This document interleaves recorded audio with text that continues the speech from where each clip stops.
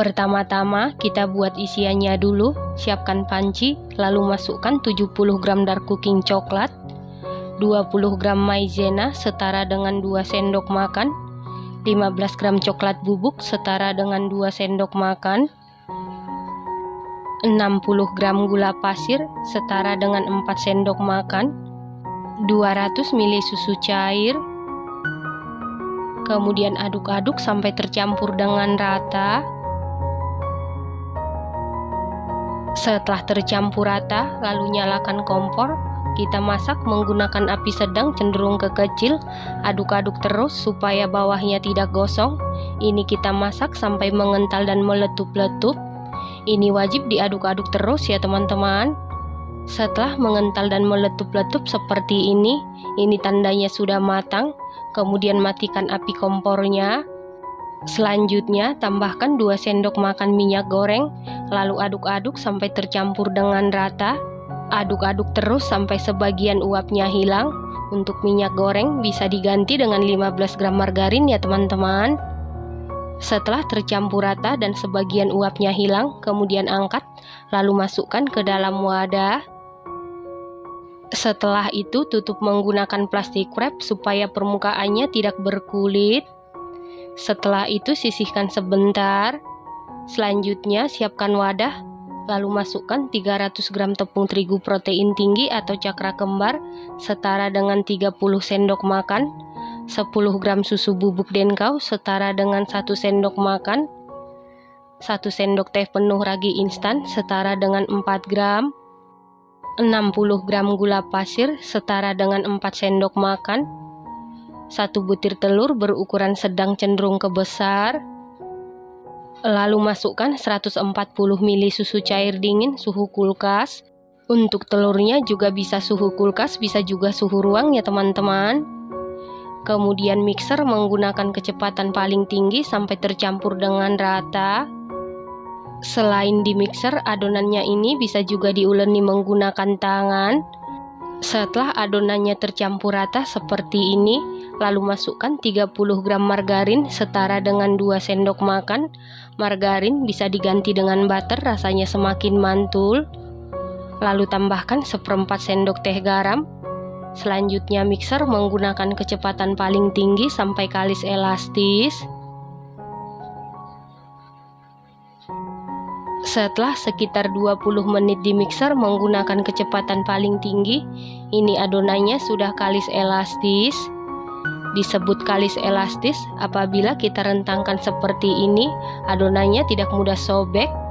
Setelah itu angkat dan keluarkan adonan, supaya adonannya tidak lengket di tangan. Tangan kita bisa kita olesi margarin ataupun minyak goreng. Kemudian bulatkan. Setelah itu bagi adonan. Di sini saya bagi menjadi 16 bagian dan jika ditimbang berat per bagian sekitar 37 gram. Setelah seluruh adonan selesai dibagi dan ditimbang, kemudian ambil 1 bagian adonan, lalu pipihkan supaya udara yang terperangkap di dalam adonan keluar.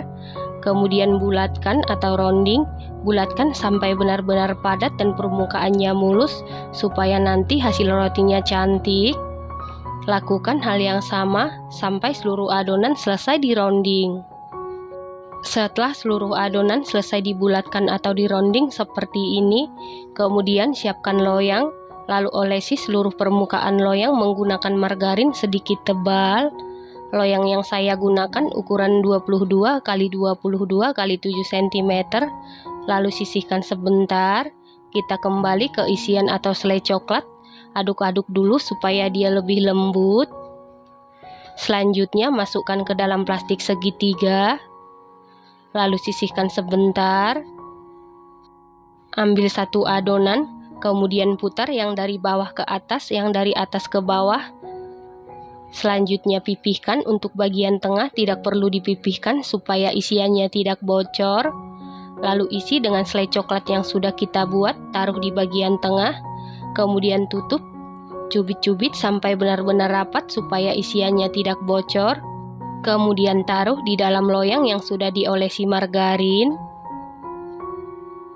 Nah, untuk isiannya ini sendiri bisa diganti dengan dark cooking coklat, selai stroberi, selai blueberry ataupun sesuai selera ya teman-teman. Pastikan selai coklatnya berada di tengah dan pastikan juga selainya jangan terlalu banyak, secukupnya saja supaya bisa ditutup.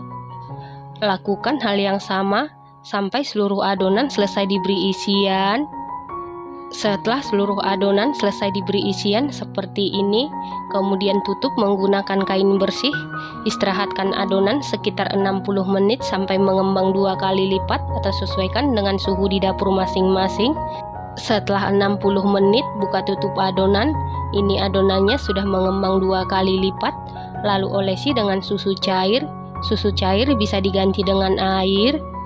Lalu ini siap kita panggang. Dan ini ovennya sebelumnya sudah dipanasi di suhu 195 derajat Celcius selama 10 menit.